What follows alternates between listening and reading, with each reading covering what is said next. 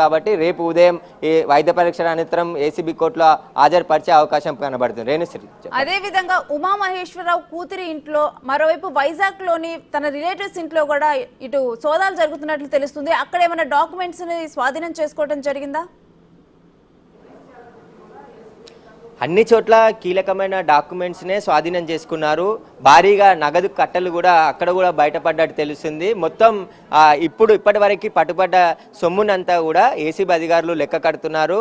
Market value ఎంత ఉంటుంది, government value ఎంత ఉంది అనే దానిపైన పూర్తి వివరాలు తెలుసుకున్న తర్వాతనే దీనికి సంబంధించి ఆయన ప్రెస్ నోట్ రూపంలో కానీ లేదంటే ఏసీబీ అధికారులు మరికొద్ది సేపట్లోనే పూర్తి వివరాలు వెల్లడించే అవకాశం కనబడుతుంది. అయితే ఇప్పుడు ప్రజెంటు నేనున్న అపార్ట్మెంట్ దగ్గరే 3 ఫ్లాట్లలో సోదాలు చేస్తున్నారు. ఉమామహేశ్వరరావుకు సంబంధించిన మామ వాళ్ళ అన్నకి సంబంధించిన ఫ్లాట్లలో కూడా సోదాలు చేశారు. అక్కడ కూడా ఉమామహేశ్వరరావుకు సంబంధించిన కీలకమైన డాక్యుమెంట్లు, ఆయన బినామీలుగా ఉన్నటువంటి వ్యక్తుల పేరుపైన ఉన్న డాక్యుమెంట్లతో పాటు కొన్ని శివారు ప్రాంతాల్లోని వ్యవసాయ భూమికి సంబంధించిన పాస్బుక్లను కూడా స్వాధీనం చేసుకోవడం జరిగింది. ఆ పాస్బుక్లన్నీ ఎప్పుడు సేల్ డీడీ జరిగాయి, ఎప్పుడు కొనుగోలు చేశారు అనే దానిపైన వివరాలు అడిగి తెలుసుకుంటున్నారు. ఈ పాస్బుక్లు ఈ డీడీలో ఏదైతే సేల్ డీడీకి సంబంధించిన ఓపెన్ ప్లాట్స్, హైదరాబాద్లో కొన్ని ప్రాంతాల్లో ఓపెన్ ప్లాట్లు కూడా కొనుగోలు చేసినట్టు తెలుస్తుంది. వాటికి ఆదాయం ఎక్కడి నుండి సమకూర్చిందనే దానిపైన వివరాలు అడిగి తెలుసుకుంటున్నారు.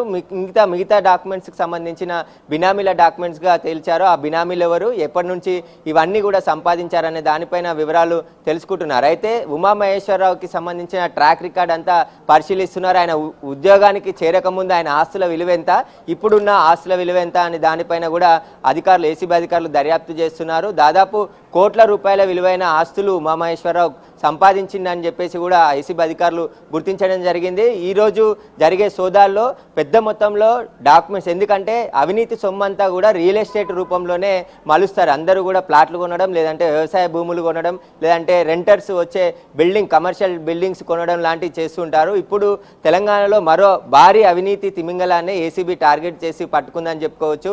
కాంగ్రెస్ ప్రభుత్వం వచ్చిన తర్వాత వరుసగా గత 10 సంవత్సరాలలో ఇలాంటి ఏసీబీ రైడ్స్ పెద్దగా జరగలేదు. గత ప్రభుత్వంలో భారీగా అధికారులు అవినీతి చేసినప్పటికి కూడా చూసి చూడనట్టు వదిలేశారు. కానీ కాంగ్రెస్ ప్రభుత్వం ఏర్పడిన వెంటనే ఏసీబీ అధికారులు ముమ్మరంగా ఏసీబీ సోదాలు చేయడం, అవినీతికి పాల్పడే అధికారులను అరెస్ట్ చేయడం, ఇలా ప్రతి ఒక్కరిని ఎక్కడ వదిలిపెట్టకుండా ప్రతిరోజు ఎక్కడో ఒక చోట తెలంగాణ వ్యాప్తంగా ఏసీబీ అధికారులు మెరుపు